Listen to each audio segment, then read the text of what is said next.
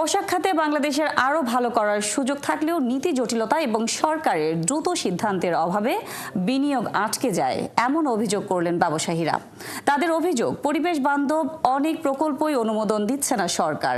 অন্যদিকে পরিবেশ উপদেষ্টা বলেন, যারা শিল্প চালাতে ভূগর্ভস্থ পানি বেশি ব্যবহার করবে আগামীতে তাদের উপর কর বা শুল্ক বসানোর পরিকল্পনা নিয়েছে সরকার। জাহিদুল ইসলামের প্রতিবেদন। তৈরি পোশাক খাতে শুধু নিরাপদ কর্মপরিবেশই নয়, এখন টেকসই পরিবেশ সুরক্ষায় মনোযোগ দিয়েছে বিশ্ব। সাস্টেনেবল অ্যাপারেল ফোরাম 2025-এ গার্মেন্টস কারখানা মালিকরা অভিযোগ করে বলেন, বিশ্ব পোশাক বাজারের 70% কৃত্রিম তন্তু দখলে নিলেও বাংলাদেশ পিছিয়ে আছে। কারণ কৃত্রিম তন্তুর কারখানা স্থাপনে এখানে অনুমোদনে কড়াকড়ি দিয়ে রেখেছে সরকার। Synthetic fiber, the world market predominates 70% of this sector, and 30% is cotton.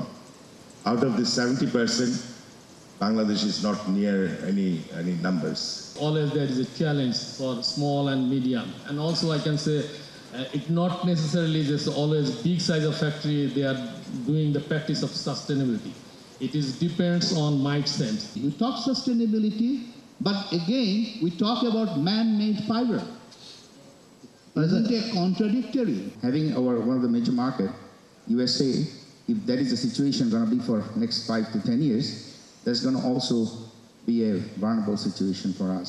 পরিবেশ উপদেষ্টা বলেন, শিল্পকে দূষণমুক্ত রাখলে চলবে না, প্রকৃতি বান্ধব হতে হবে। Where the groundwater level is going down, and that is creating a negative impact for the communities who depend on groundwater for their everyday needs. The government is seriously thinking of putting a charge on groundwater. বিনিয়োগ উন্নয়ন বোর্ডের নির্বাহী chairman বলেন, সরকার বাণিজ্য উদারীকরণে বিশ্বাসী। Do we allow people to repatriate? Of course we do, but it feels like Hotel California to a lot of our investors because the process of going through it is so complex that they struggle to actually repatriate capital. If someone's coming to Bangladesh and wants to do business in Bangladesh, we should absolutely be very happy for them to do business here and then take their profit out. অনুষ্ঠানে বাংলাদেশে ইউরোপীয় union প্রধান Michael Miller বলেন, বিশেষ বাজার সুবিধায় বাংলাদেশের পোশাক শিল্পকে এগিয়ে নিতে গুরুত্বপূর্ণ ভূমিকা রাখছে। আগামীতে এটি ধরে রাখতে পরিবেশ বান্ধব উৎপাদন প্রক্রিয়া নিশ্চিত করতে হবে।